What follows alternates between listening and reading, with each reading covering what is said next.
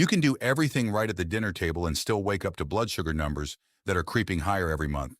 You eat the oatmeal instead of the pancakes, you skip the dessert, you take the walk, and still the number climbs.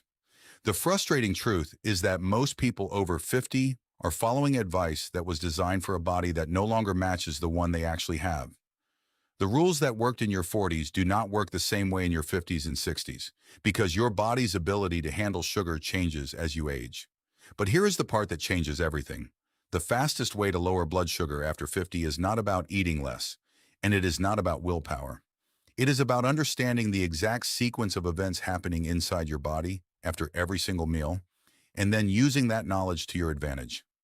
In this video, we are going to break down the fastest evidence-based strategies to lower your blood sugar after 50, why they work at the level of your cells, and the surprising order of operations that can flatten your glucose curve starting with your very next meal. This is not about extreme diets or giving up every food you love. It is about working with your body's biology instead of against it. First, you need to understand why blood sugar becomes harder to control after 50. The story starts with insulin. Insulin is the hormone produced by your pancreas that acts like a key, unlocking your cells so they can take glucose out of your bloodstream and use it for energy. When you eat carbohydrates, they break down into glucose. Your blood sugar rises, your pancreas releases insulin, and the insulin unlocks your muscle, liver, and fat cells, so they absorb the glucose. That is the system working as designed. After 53 things change. First, your muscle mass begins to decline, about 1 to 2% per year once you pass 50, and your muscles are the largest sink for glucose in your entire body. Less muscle means less storage space for glucose, which means more of it stays in your blood. Second, your cells become more resistant to insulin. The receptors on your cells that respond to insulin become less sensitive, so the key does not turn the lock as easily, and your pancreas has to produce more and more insulin to get the same job done. Third, your pancreas itself gradually becomes less efficient at producing insulin over the years. The combination of these three changes, less muscle, more insulin resistance, and a tired pancreas, is why the same meal that was harmless at 40 is a problem at 60. None of this means you are broken. It means your body has different requirements now, and the strategies that match those requirements are different too. And it is worth being clear about why blood sugar control matters so much, because the consequences of poor control are not abstract. Every time your blood sugar spikes, the excess glucose in your bloodstream begins to bind to proteins in your body, a process called glycation. Glycated proteins are damaged proteins, and they trigger inflammation and oxidative stress throughout your body. Over time, this process damages the delicate lining of your blood vessels, which is why high blood sugar is a driver of heart disease, kidney disease, nerve damage, and damage to the small blood vessels in your eyes. Your doctor tracks a measure called hemoglobin A1C, which is essentially a 3-month average of your blood sugar, and it predicts your risk of these complications better than any single glucose reading.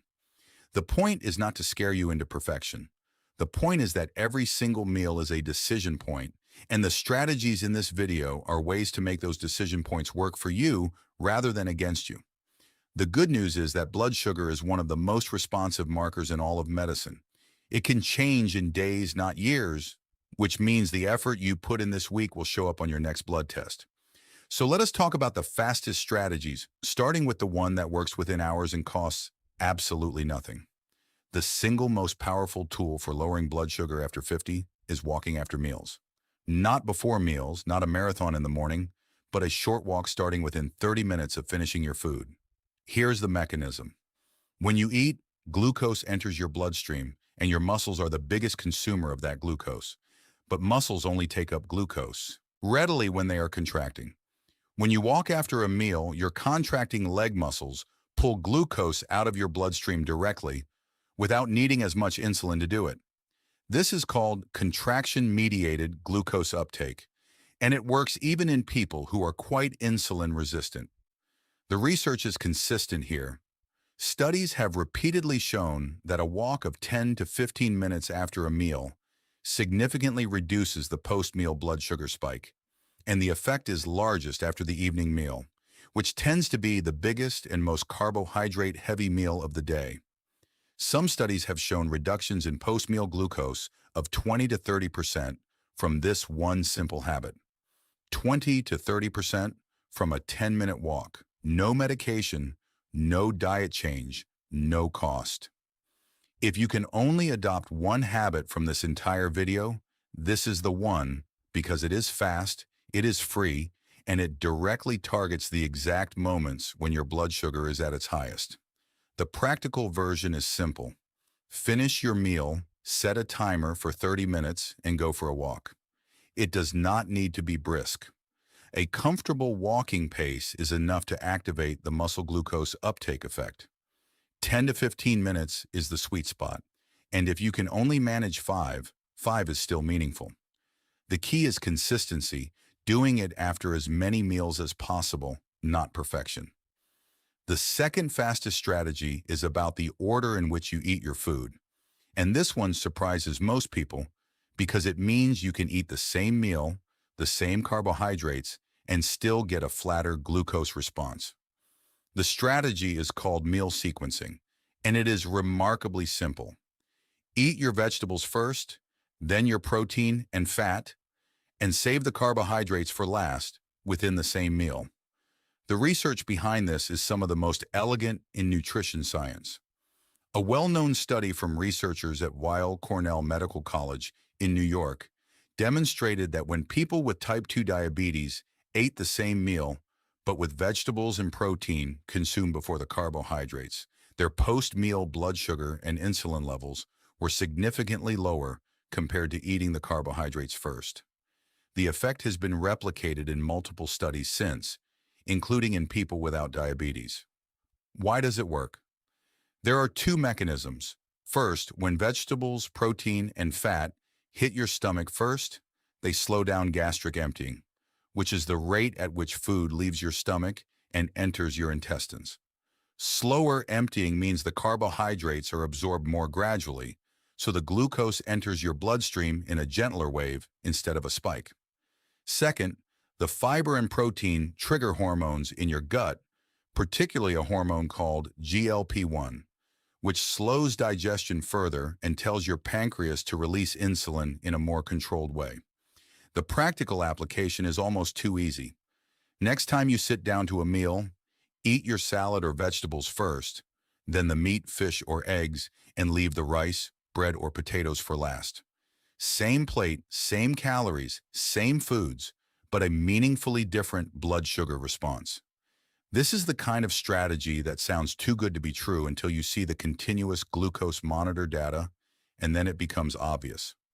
The third fastest strategy is vinegar, and I can already hear the skepticism.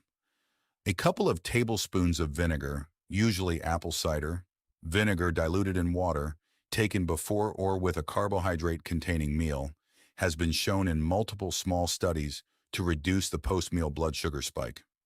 The mechanism is that acetic acid, the active compound in vinegar, slows the emptying of the stomach, and it also appears to interfere with the breakdown of complex carbohydrates into simple sugars.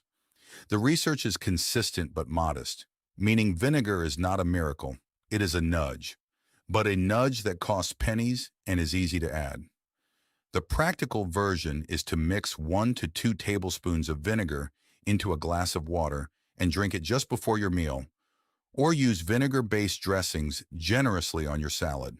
If you take the meal sequencing approach from the previous section, having the salad with vinegar dressing first is doing both strategies at once. One caution, do not drink vinegar undiluted because it can damage tooth enamel and irritate your esophagus. And if you have gastroparesis or other digestive conditions, or if you are taking medications that affect your stomach, check with your doctor. First, vinegar is a tool, not a treatment, but it is a tool worth having in the box. The fourth strategy is the one that works on the deepest level, and it is the one most people avoid because it requires effort. Resistance training, strength training, weights, resistance bands, or even body weight exercises done 2 to 3 times per week. Here is the critical insight. Your muscles are the largest glucose disposal system in your body, and muscle tissue is metabolically expensive. The more muscle you carry, the more glucose your body can absorb from your bloodstream. When you do resistance training, you do two things at once. In the short term, each session depletes the glucose stored in your muscles, which means over the following 24 to 48 hours, your muscles are hungry to refill those stores, pulling glucose out of your blood to do it. In the long term, resistance training builds and preserves muscle mass, which directly counteracts the age-related muscle loss we talked about earlier, and it improves the sensitivity of your cells to insulin, which is the fundamental problem after 50. The research is clear that resistance training improves insulin sensitivity and blood sugar control in older adults. And some of the best evidence comes from combining it with the other strategies in this video. The practical version does not require a gym membership. Bodyweight squats, push-ups against a counter, resistance bands, and a few dumbbells at home are enough to start. 2 to 3 sessions per week, 20 to 30 minutes each, focusing on the major muscle groups is the target. The people who see the biggest improvements in blood sugar are the ones who treat this as a permanent habit rather than a short-term push. The fifth strategy is the one most people never connect to blood sugar, and that is sleep. You can eat perfectly and exercise diligently, but if you are chronically sleep deprived, your blood sugar will suffer. The mechanism is hormonal. Poor sleep increases the stress hormone cortisol and reduces your sensitivity to insulin. Studies have shown that even a single night of partial sleep deprivation reduces insulin sensitivity the next day, and chronic short sleep is associated with worse blood sugar control and a higher risk of developing type 2 diabetes. There is also a behavioral pathway. When you are tired, your brain craves quick energy, which pushes you toward refined carbohydrates and sugar, and your willpower to resist them is diminished. Sleep is not a luxury in the blood sugar equation. It is a pillar. The practical version is to protect 7 to 8 hours of quality sleep as if it were a medical prescription, because for your blood sugar, it effectively is. Consistent sleep and wake times, a dark, cool bedroom, no screens in the hour before bed, and addressing any sleep apnea symptoms with your doctor, because untreated sleep apnea is a major and underdiagnosed driver of insulin resistance and high blood sugar in people over 50. Now let me add a sixth strategy because it is the fastest subtraction you can make, and it is the one most people resist hearing. Eliminate or drastically reduce liquid sugar. Sugary drinks, fruit juices, sweetened coffees, and sodas are the single fastest way to spike blood sugar because liquid sugar bypasses the normal digestion process. When you eat solid food, your stomach has to break it down, which slows the release of glucose. When you drink sugar, it hits your bloodstream almost immediately, producing a faster and higher spike than almost any solid food, and it does not trigger the same fullness signals, so you consume it without feeling satisfied. A single glass of orange juice contains the sugar of several oranges, but without the fiber that slows absorption. A sweetened coffee drink can contain more sugar than a candy bar. The mechanism is straightforward and the fix is even more so. Replace sugary drinks with water, sparkling water, unsweetened tea, or coffee without added sugar. If you use juice, dilute it heavily with water, or better, eat the whole fruit instead, because the fiber in whole fruit blunts the glucose response significantly. This one change often produces the fastest measurable improvement in blood sugar of anything in this video, because you are removing the most concentrated glucose delivery system in the modern diet. It is not about never enjoying a treat. It is about recognizing that liquid sugar is the highest impact, lowest effort target there is, and it is the place where a small change delivers outsized results. Now here is the counterintuitive part, and it is the part that frustrates people the most. The scale may not move for weeks, even while your blood sugar is improving dramatically. Most people judge their metabolic health by their weight, but weight is a lagging indicator. When you adopt these strategies, your fasting blood sugar, your post-meal glucose, your insulin levels, and your inflammation markers can all improve while the scale stays stubbornly still, because muscle tissue is denser than fat tissue, and you may be gaining muscle while losing fat, which keeps total weight constant. This is why I always encourage people to measure the right things. If you have access to a glucose meter, test your fasting glucose in the morning and test again 2 hours after a meal. If you see those numbers trending down over weeks, that is real progress, whether or not the scale agrees. Many people also report that their energy their mood, and their sleep improve before any lab value changes. And those are real signals too. Do not let an unchanged scale convince you that nothing is working, because the blood work is the truth, and it often moves before the weight does. There is one more thing worth understanding, and it explains why these strategies outperform the extreme diets you see online. Restrictive diets ask you to remove entire food groups, which triggers deprivation, cravings, and eventually rebound. The strategies in this video ask you to change the sequence, the timing, and the context of the foods you already eat, which is sustainable precisely because it is not a diet at all. You are not cutting out carbohydrates forever. You are learning to eat them at the right point in the meal, after the fiber and protein. You are not committing to daily workouts. You are taking a 10-minute walk after dinner. You are not banning sugar. You are removing the liquid form that spikes your glucose hardest, while leaving room for the occasional treat eaten the smart way.